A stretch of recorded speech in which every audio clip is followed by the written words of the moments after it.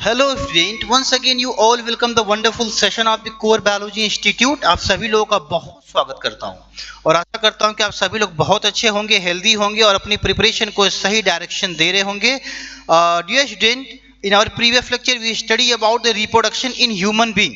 ठीक है, अब हमारी जर्नी इस चैप्टर के लगभग में ऐसा कह लीजिए कि एकदम आखिरी मोड़ पे है, जहां पर हमें 2 से 3-4 टॉपिक और स्टडी करनी है जो इंपॉर्टेंट है, जो कि बहुत इंपॉर्टेंट है। ठीक है, प्रीवियस लेक्चर में हमने बेसिक्स की बात की कि एक्चुअल में रिप्रोडक्शन ह्यूमन बीइंग्स के अंदर कैसे होता है, कैसे होने का मतलब कौन कौन से चेंजेस दिखते हैं। ठीक है, जैसे बेसिक में हमने पढ़ा कि जब कोई प्यूबर्टी की कंडीशन में पहुंचता है, ठीक है, तो एक तरीके से क्या क्या चेंजेस एक मेल और फीमेल के अंदर दिखते हैं। तो आपने देखा कि मेल और फीमेल के अंदर जो जो लगभग में सेम चेंजेस होंगे, उसमें हेयर का फॉर्मेशन है, खासकर आर्मपिट वाले रीजन पर, और पेल्विक रीजन पे हेयर का फॉर्मेशन होगा, पिंपल्स का फॉर्मेशन। लेकिन फीमेल के अंदर आपने पढ़ा कि ब्रेस्ट का फॉर्मेशन होता है और मेल के अंदर जो है पेनिस का इरेक्शन होता है। These are the symbolic representation for the puberty. समझ में आ रहा है? बट वहां की जो अभी जो आपने लेक्चर देखा होगा, उसमें 2 मिनट का जो वॉइस क्लियरिटी नहीं हो पाई होगी आपको, क्योंकि वहां से कुछ टेक्निकल एरर की वजह से बेटा वहां की आवाज कट गई। ठीक है, 2 मिनट का ऐसा था। तो 2 मिनट में वो यही बातें हैं, ठीक है, कि कैसे जो है रिप्रोडक्टिव ऑर्गन फंक्शन करते हैं और अलग अलग मेल और फीमेल के अंदर, ठीक है, फिजियोलॉजी के हिसाब से, मतलब मेल और फीमेल फिजियोलॉजी के हिसाब से रिप्रोडक्टिव ऑर्गन का डेवलपमेंट होता है। ठीक है, चलिए, तो आज अब उसके बाद जो हमारा टॉपिक बनता है वो नाम है बेटा मेल रिप्रोडक्टिव सिस्टम। तो थोड़ा सा यहाँ पर आइए डिटेल में हम स्टडी करते हैं about the male reproductive system. Student, बहुत क्लियर कट यहाँ पर हम डाटा आपको देंगे जो आपके बोर्ड एग्जामिनेशन में एक बहुत ही इंपॉर्टेंट रोल प्ले करने वाला है। ठीक है, तो स्टूडेंट मैं फिर रिपीट करूंगा, योर बोर्ड एग्जामिनेशन जो आपके हैं वो बहुत नजदीक है। ठीक है, और इस सीक्वेंस में आपको मैं कह रहा हूं कि अगर मैं पैनिक नहीं होना है, पैनिक से बचना है, ठीक है, अच्छे मार्क्स ऑब्टेन करने हैं, तो देन आफ्टर ये जो आपका टाइम है बेटा, ये बड़ा क्रूशियल फेज है। ठीक है, ये 3 महीने का समय समझिए कि एंटीबायोटिक है। ठीक है, तो थोड़ा सा यहां पर ध्यान देते हैं। आइए स्टार्ट करते हैं मेल रिप्रोडक्टिव सिस्टम। ठीक है, मेल रिप्रोडक्टिव सिस्टम, पहले मैं चाहूंगा कि आपको एनसीईआरटी की एक एक लाइन समझाऊं, ठीक, उसके बाद इस स्ट्रक्चर को पूरी तरीके से एलाबोरेट करूं आपको कि स्पर्म बनता कैसे है और कैसे ये वर्क करता है। ठीक है, यहां पर देखिए क्या लिखा है बेटा, द मेल रिप्रोडक्टिव सिस्टम, ये फिगर दिया हुआ है 8.10, तो ये फिगर है बेटा, ये पूरा, this is the structure of the male reproductive system and consist of the portion which produce the germ cell. ठीक है, जर्म सेल मतलब कि टेस्टिस के अंदर फॉर्मेशन होता है जर्म सेल का। जर्म सेल मतलब स्पर्म, बेटा अभी समझाऊंगा आपको, पहले ये पूरी लाइन देख ले आप। And other portion that deliver the germ cell to the site of the fertilization. ठीक है, देखो बेटा पहली बात आपको याद रखनी है, यहां पर मैं यहां पर नोट कर रहा हूं, पहली बात आपको यहां पर याद क्या रखनी है, थोड़ा सा ध्यान से देखिए। देखिए मेल प्राइमरी, ठीक है, यहां पर मैं एक बात लिख रहा हूं, primary sex organ, primary sex organ in male, male, male के अंदर प्राइमरी सेक्स ऑर्गन क्या होता है, इज टेस्टिस। टेस्टिस, टेस्टिस को क्या बोलते हैं, प्राइमरी सेक्स ऑर्गन। मेल के अंदर प्राइमरी सेक्स ऑर्गन क्या होता है, टेस्टिस होता है। तो ये जो पूरा स्ट्रक्चर आप देख रहे हो, ये पूरा स्ट्रक्चर है टेस्टिस का। किसका बेटा, टेस्टिस का। ठीक है, तो यहां पर देख लीजिए, the male reproductive of the portion of which produce the germ cell. तो ये टेस्टिस क्या करेगा, जर्म सेल को प्रोड्यूस करेगा, स्पर्म को बनाएगा। ठीक है, and the other portion that deliver the germ cell to the site of the fertilization, और यहां से बनने के बाद स्पर्म क्या करेगा बेटा, बाहर की तरफ निकलेगा फर्टिलाइजेशन के लिए। समझ में आ रहा है? अब कैसे निकलेगा उसकी प्रोसेस मैं आपको समझाऊंगा अभी। तो पहले तो आपको ये जो कोड लाइन है आपको याद कर लेनी है, ये जो मेन लाइन है आपको एकदम याद होनी चाहिए। ये मेल लाइन क्या है बेटा आपके लिए, ये मेल लाइन है कि the primary sex organ in male is testis. ठीक है, इज टेस्टिस। ठीक, अगला देखो, अगली बात यहां से क्या कह रही भाई आपके एनसीईआरटी, ध्यान से थोड़ा सा देखें, अगली जो लाइन पे यहाँ पर आपकी एनसीईआरटी कह रही है वो क्या कह रही है कि the formation of the germ cell और स्पर्म, मतलब देखो यहाँ पर क्लियर हुआ कि जर्म सेल को ही क्या कहा जा रहा है, ठीक है, takes place in the testis, मतलब यहाँ पर कह रहा है कि स्पर्म का फॉर्मेशन या जर्म सेल का फॉर्मेशन कहां पर हो रहा है, in the testis, inside the testis हो रहा है, ठीक है, and these are located outside of the abdominal cavity in scrotum because the sperm formation required a lower temperature than the normal body temperature। देखो यहां पर एक पॉइंट आपको ध्यान देना है बेटा, यहां पर एक पॉइंट ध्यान देना आपको, ठीक है, ये देखो एक एक पॉइंट में लिख रहा हूं बेटा, ये जो आप देख रहे हो ये जो टेस्टिस है, ठीक है, ये क्या है, प्राइमरी सेक्स ऑर्गन है, क्या है, this is the primary sex organ, पहला पॉइंट। दूसरा पॉइंट कह रहा है ये लोकेटेड कहां पर है, आउटसाइड ऑफ द बॉडी, कहां पर, आउटसाइड ऑफ द बॉडी, ठीक है, ये बॉडी के बाहर है, मतलब एब्डोमिनल कैविटी के आउटसाइड दिखा रहा है, तो ये एब्डोमिनल कैविटी है, तो इसके जो है बाहर की तरफ जो है टेस्टिस रहता है, क्या रहता है भाई, टेस्टिस रहता है, तो ये आउटर स्ट्रक्चर है, ये क्या है बेटा, दिस इज एक्सटर्नल स्ट्रक्चर है, ये कैसा स्ट्रक्चर है, एक्सटर्नल स्ट्रक्चर होता है, ये शरीर से बाहर होता है, ठीक है, एक्सटर्नल स्ट्रक्चर होता है, ये कैसा स्ट्रक्चर होता है, एक्सटर्नल। तो 3 पॉइंट आप याद रखेंगे टेस्टिस के बिहाफ पर, प्राइमरी सेक्स ऑर्गन होता है, आउटसाइड ऑफ द बॉडी होता है, एक्सटर्नल स्ट्रक्चर होता है, ठीक। उसके बाद देखिए क्या लिखा है, we have discussed the role of the testes in the secretion of the hormone called testosterone। तो टेस्टोस्टेरोन क्या है, testosterone is the male sex hormone है बेटा, टेस्टोस्टेरोन क्या है, मेल सेक्स हार्मोन है, जो कि बनता कहां पर, टेस्टिस के अंदर, ठीक है। In the previous chapter, in addition to regulate the formation of the sperm, testosterone brings about changes in the appearance seen in the boys at the time of the puberty। बेटा जब puberty की condition आती है mail और female के अंदर, तो जो टेस्टोस्टेरोन हार्मोन बनता है टेस्टिस के अंदर, यही जो है क्या होता है, चेंजेज लाता है मेल और फीमेल बॉडी के अंदर, जो कुछ ड्रास्टिक चेंजेज होते हैं, the drastic changes due to the testosterone hormone. मतलब मैंने कहा अगर मैं मेल के अंदर दाढ़ी और मूंछ आ रही है, ठीक है, तो उसके रोल के लिए कौन रिस्पॉन्सिबल है, टेस्टोस्टेरोन हार्मोन रिस्पॉन्सिबल है।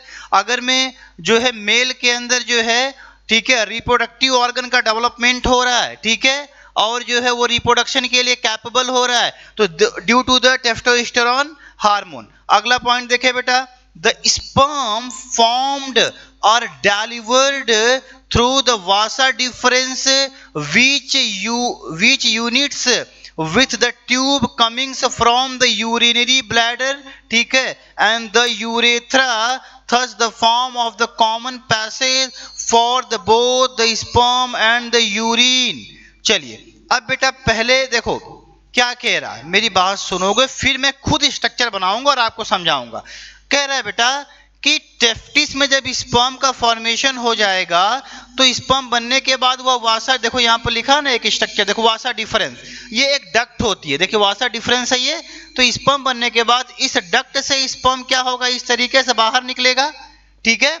और यहां पर फिर एक बात लिख रहा है कि मेल के अंदर, कहां पर बेटा, मेल के अंदर जो स्पर्म और यूरिन का इजैकुलेशन होता है, उसके लिए एक ही रास्ता है, सेम जिस मेल के अंदर जिस रास्ते से यूरिन थ्रो होगा, उसी रास्ते से मेल के अंदर स्पर्म भी क्या होगा, रिलीज होगा, जो कि फीमेल में ऐसा नहीं होता है, ठीक। तो इतनी बात क्लियर होगी आपको एकदम। तो मैं इसको थोड़ा सा आगे कर रहा हूं बेटा, ठीक, ये पॉइंट आपको सारे समझ में आ गए होंगे। इस पूरे एनसीईआरटी के सेंटेंस में आपको क्या समझना है कि मेल का प्राइमरी सेक्स ऑर्गन क्या होता है, टेस्टिस होता है। टेस्टिस जो होती है पेयर में होती है, कैसे होती है बेटा, टेस्टिस प्रेजेंट इन पेयर। यहां पर एक पॉइंट और जोड़ देते हैं हम भाई, ठीक है, चलो चलो, टेस्टिस जो है पेयर में होती है, ये पॉइंट यहां पर आप नोट कर लेंगे, ठीक। अच्छा एक पेयर होती है, ठीक है, टेफ्टिस प्रेजेंट इन, ठीक है। अच्छा, अब मेरी सुन बेटा, यहाँ पर ध्यान से थोड़ा सा एकदम बात सुनोगे, आप एकदम फोकस करके बात सुनोगे, ठीक, तब समझ में आएगा। देखो क्या कह रहा है कि टेस्टिस के अंदर स्पर्म का फॉर्मेशन कैसे होता है, तो थोड़ा सा यहाँ पर ध्यान से आप लोग देखो इसको। मैं थोड़ी सी जगह इधर मिल जाएगी तो बनाऊं आपके लिए। चलो थोड़ा सा मैं एक पेज ले लेता हूं आपको ये पूरा स्ट्रक्चर समझाने के लिए, ठीक है। तो ध्यान से देखो बेटा स्टूडेंट्स, लेट्स स्टार्ट। मैं आपको एक एक स्टूडेंट्स क्या करता हूँ, रुक जाओ 1 मिनट। चलो एक पेज ले लेता हूँ आपके लिए, ठीक है। एक पेज सेलेक्ट करता हूँ प्यारे बच्चों आपके लिए और समझाने का प्रयास करता हूँ। यहाँ पर ध्यान से देखो स्टूडेंट्स, चलो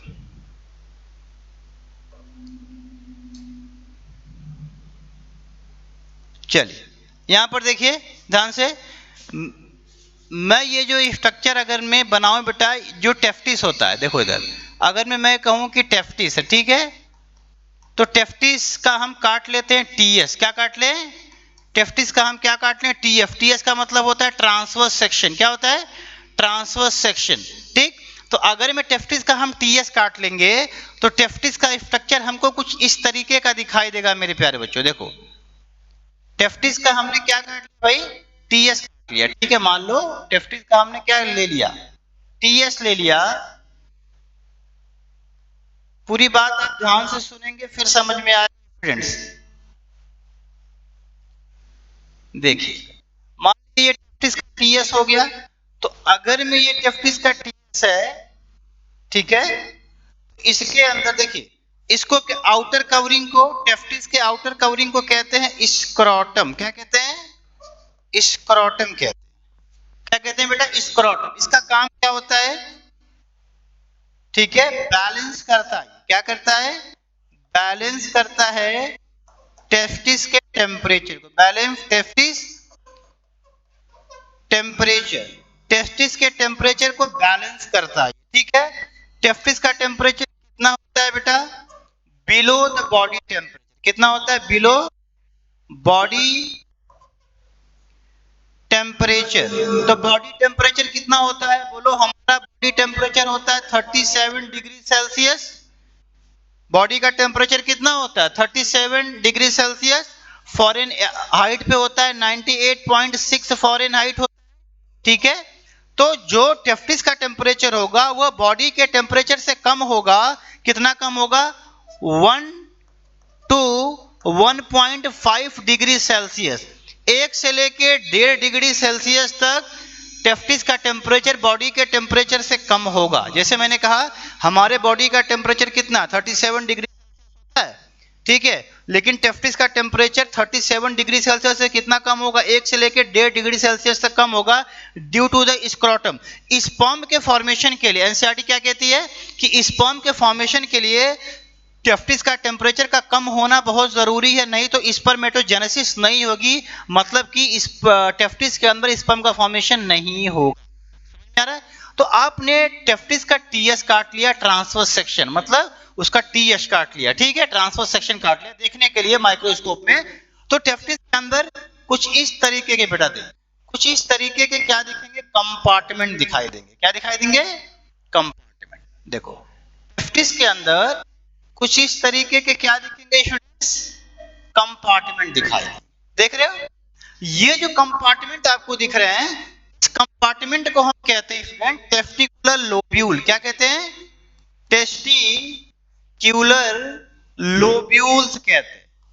थोड़ा सा देख बेटा, एनसीईआरटी इस बात को कह नहीं रही है, लेकिन समझना बड़ा जरूरी है, ठीक है। इसको हम क्या कह देते हैं? टेस्टिकुलर लोब्यूल कह देते हैं। और एक टेस्टिस के अंदर जो इनका नंबर होता है बेटा, जो इनका क्या होता है, जो टेस्टिकुलर लोब्यूल का नंबर होता है वो होता है 250। कितना होता है? 250। मतलब मैं ये कह रहा हूं कि जब आप टेस्टिस को काटोगे, टीएस काटोगे उसका, तो कंपाउंड माइक्रोस्कोप में या माइक्रोस्कोप में आपको ऐसा स्ट्रक्चर दिखाई देगा, दिखाई देगा बेटा। जो स्ट्रक्चर यहां पर आपको ऐसे खाना खाना डब्बे जैसा दिख रहा है, इसी को आप टेस्टिकुलर लोब्यूल कहते हो, जिसकी संख्या कितनी होगी? 250 होगी, ठीक है। अच्छा अब बात सुनो बेटा, इसी के अंदर इसी टेस्टिकुलर लोब्यूल के अंदर, इस टेस्टिकुलर लोब्यूल के अंदर यहां पर कुछ इस तरीके से क्वाइल्ड स्ट्रक्चर होंगे। क्या होंगे? ये देखो, ये क्वाइल्ड स्ट्रक्चर आप देख रहे हो। इस क्वाइल्ड स्ट्रक्चर को हम कहते हैं सेमनीफेरस ट्यूब्यूल। क्या कहते हैं? ये जो क्वाइल्ड स्ट्रक्चर आप देख रहे हो, अब देख इसको हम क्या कह देते हैं? This is the seminiferous tubule कह देते हैं। ठीक है, तो इसका नाम दे दो। चलो इसका नाम दे दो आप। क्या कहते हैं इसको भाई? इसको हम कह देते हैं दिस इज द सेमनीफेरस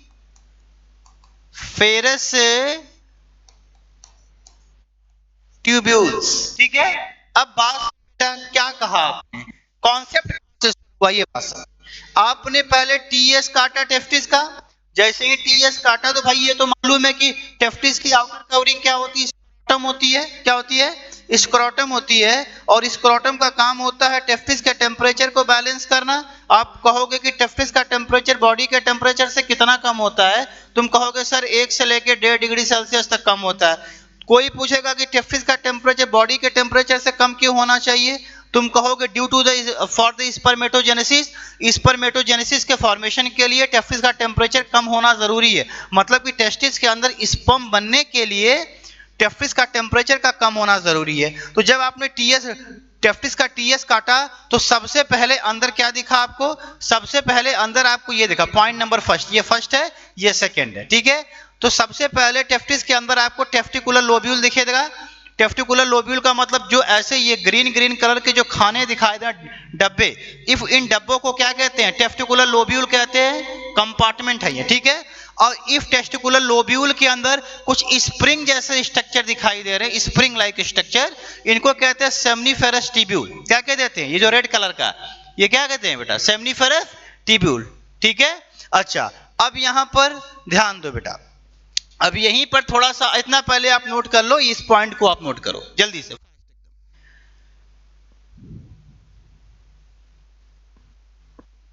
अब देखो क्या होगा, अब देखो क्या होगा, मेरी बात ध्यान से सुनोगे आप, एकदम ध्यान से मेरी बात सुनोगे आप। अब देख, जब स्पर्म कहां पर मतलब बनेगा, ये जो आप सेमनीफेरस ट्यूब्यूल देख रहे हो, ठीक है, सेमनीफेरस ट्यूब्यूल के अंदर क्या होगा? फॉर्मेशन ऑफ स्पर्म होगा। क्या होगा? Formation of sperm. स्पर्म का फॉर्मेशन कहां पर होगा? सेमनीफेरस ट्यूब्यूल के अंदर होगा। अब देख कहानी कहां से शुरू हुई कि आपने टेस्टिस का टीएस काटा। क्या काटा? टेस्टिस का टीएस काटा। सबसे पहले आपको क्या दिखाई दिया? टेस्टिकुलर ट्यूब्यूल दिखाई दिया, जिसकी संख्या ये कितने संख्या में होंगे? 250 की संख्या में होंगे। उसके अंदर क्या दिखाई देगा आपको? सेमनीफेरस ट्यूब्यूल दिखाई देगा। सेमनीफेरस ट्यूब्यूल जो है कि स्प्रिंग स्ट्रक्चर होगा, और इस सेमनीफेरस ट्यूब्यूल का काम क्या होता है? स्पर्म को बनाना, स्पर्मेटोजेनेसिस करना। क्या करना? स्पर्मेटोजेनेसिस करना। समझ में आ रहा है? अब बात ध्यान से, अब जब देखो स्पर्मेटोजेनेसिस हो जाएगा तो फिर क्या होगा? तो यहां से स्पर्म रिलीज होगा। अरे भाई देखना ध्यान से, इसमें स्पर्म बनेगा, इसमें स्पर्म बनेगा, इसमें स्पर्म बनेगा, इसमें बनेगा, इसमें बनेगा।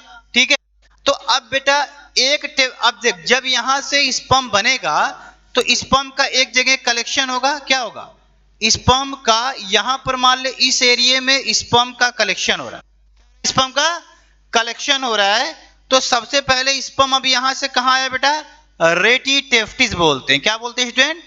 रेटी टेफ्टिस। बात समझ में आ रही है? स्पर्म फॉर्मेशन कहां पर हुआ? सेमनीफेरस ट्यूब्यूल्स के अंदर हुआ। और जब सारा स्पर्म बन गया तो जैसे एक नेटवर्क, मतलब एक नेटवर्क का कनेक्शन हो गया, सारा नेटवर्क आके ओपन कहां पर हो रहा है? रेटी टेस्टिस में। जैसे भैया आप घर में वायरिंग कराते हो, जब घर में आप वायरिंग कराते हो तो वायरिंग कराने के दौरान क्या होता है बताओ? वायरिंग कराने के दौरान क्या होता है? हैं? घर में से ढेर सारा तार लेके जाओगे भैया, वायर लेके जाओगे, और एक जो है ढेर सारा वायर एक बोर्ड से आप जोड़ दोगे। ठीक है, तो वहां पर नेटवर्क ऑफ वायर हो गया कि नहीं हो गया?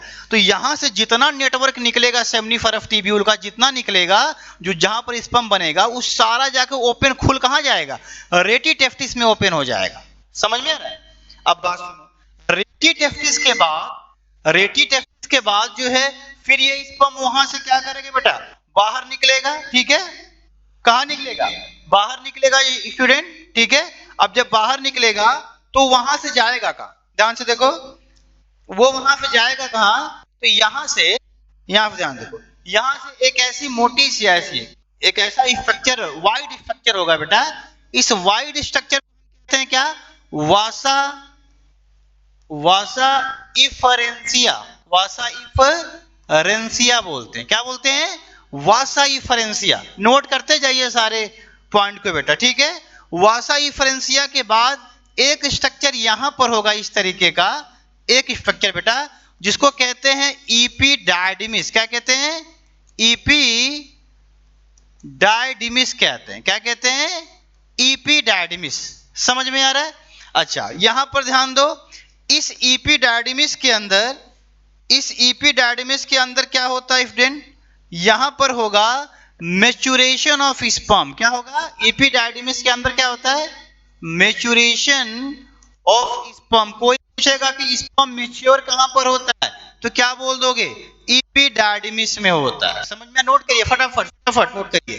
ठीक है बेटा, इपीडायडिमिस के बाद जो है ये फिर देखिए यहां से फिर एक ऐसे नली आ गई है इस तरीके से, इस तरीके से एक डक्ट आई है, जिसको हम स्टूडेंट कहते हैं वासा डिफरेंसिया। क्या कह देते हैं, वासा डिफरेंसिया कह देते हैं। ठीक है, और वासा डिफरेंसिया के बाद जो लास्ट आपका यहां पर आएगा बेटा, इसको हम क्या कह देंगे स्टूडेंट, इजैकुलेटरी, इजैकुलेटरी डक्ट कह देते हैं। क्या कह देते हैं, इजैकुलेटरी डक्ट। बेटा this is all about the male reproductive system, एकदम क्लियर कट। फिर से आप देख लो एक बार, सीक्वेंस में आपको समझाना चाह रहा हूं मेरे प्यारे बच्चों।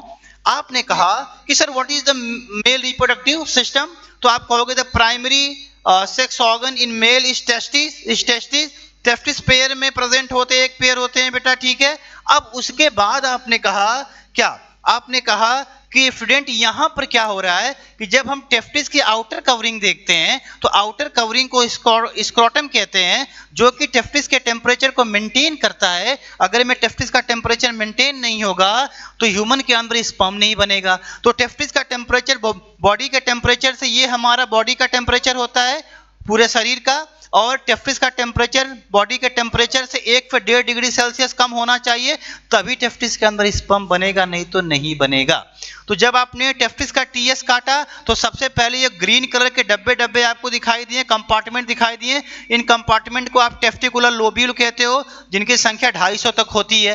ठीक है, अब इन डब्बों के अंदर ये रेड कलर के स्ट्रक्चर दिखाई दे रहे हैं, इसको कहते हैं सेमनीफेरस ट्यूब्यूल। और ये सेमनीफेरस ट्यूब्यूल के अंदर बनता क्या है बच्चों, स्पर्म बनता है। क्या बनता है, स्पर्म। ये स्पर्म जो है सबसे पहले जब सब में स्पर्म बन जाएगा तो एक नेटवर्क, एक डक्ट निकलेगी, सब में से एक नली निकलेगी, और वो सारी की सारी नली आके ज्वाइंट कहां से होगी, रेटी टेस्टिस में ओपन होगी। तो रेटी टेस्टिस में इधर ढेर सारे स्पर्म क्या हो गए, भर गए बेटा।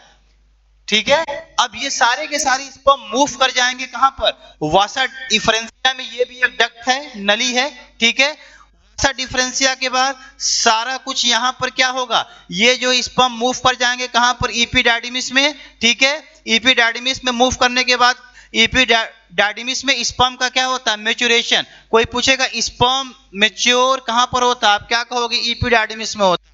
इपीडायडिमिस के बाद स्पर्म कहां पर आएगा, वासा डिफरेंशिया में। वासा डिफरेंशिया से होते हुए बाहर निकल जाएगा। तो अगर में कोई पूछे टेस्टिस के अंदर जो स्पर्म बनेगा उसके ट्रांसपोर्टेशन का सही वे क्या है, तो आप लिखोगे यहां पर सबसे पहले टेस्टिस। क्या लिखोगे भाई, टेस्टिस लिखोगे। चल थोड़ा सा वे समझते हैं बेटा।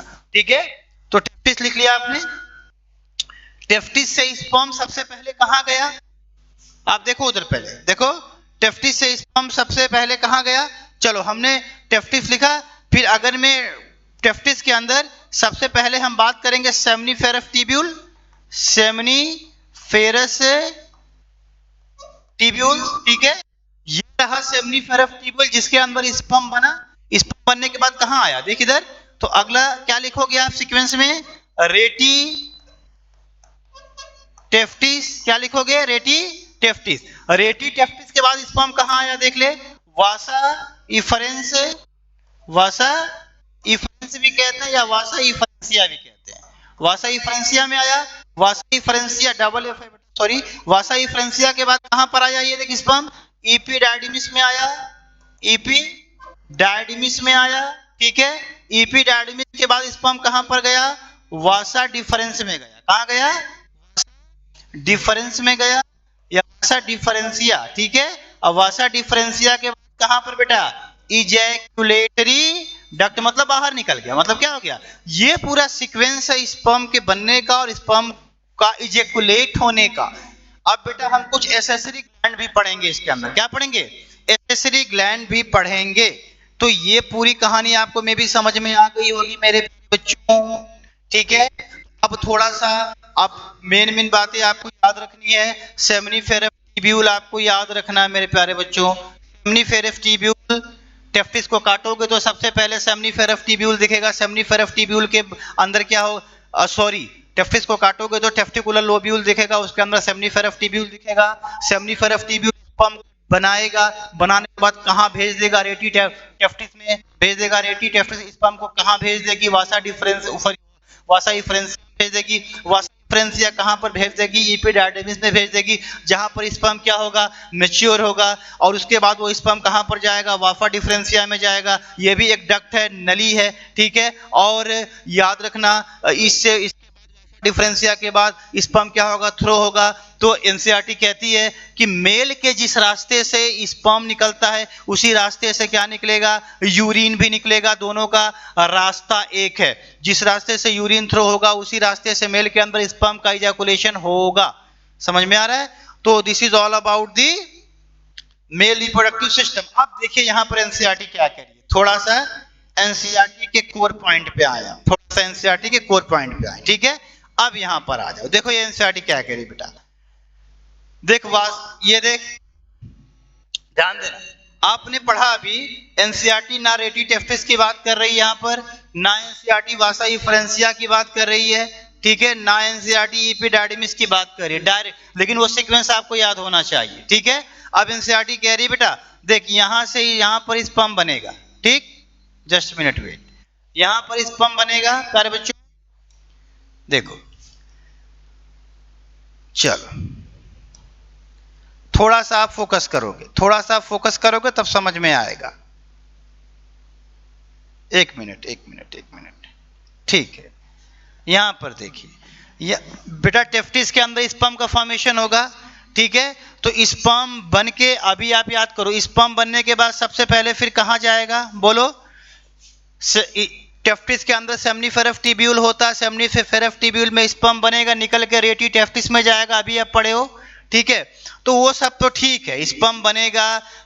फिर स्पर्म के अंदर क्या होगा, देखो बेटा ये तीन ग्लैंड देख रहे हो, एक ग्लैंड यहां पर दिखा है सेमिनल वेसिकल, ये एसेसरी ग्लैंड्स हैं, ध्यान दो। ये प्रोस्टेट ग्लैंड है, प्रोस्टेट ग्लैंड है, कौन सी ग्लैंड है, प्रोस्टेट ग्लैंड है, ठीक है।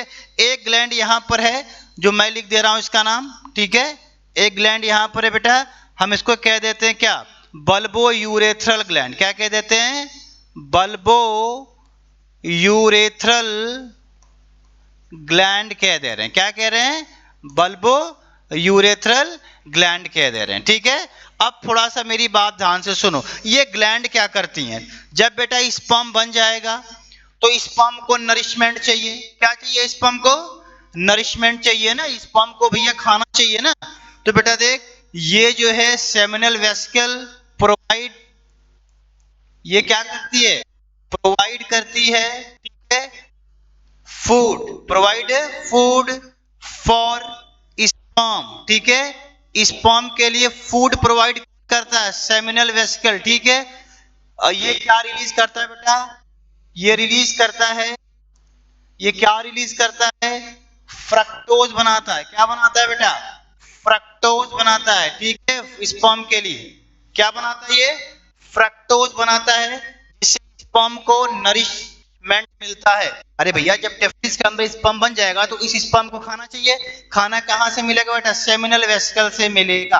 अब आ जाओ बेटा, अब देखो यहां पर एक ग्लैंड है प्रोस्टेट ग्लैंड, प्रोस्टेट ग्लैंड क्या करेगी बेटा, ये कैल्शियम आयन रिलीज क्या करती है बेटा, ये देख रिलीज करती है कैल्शियम क्या रिलीज करती है बेटा, कैल्शियम आयन रिलीज करती है।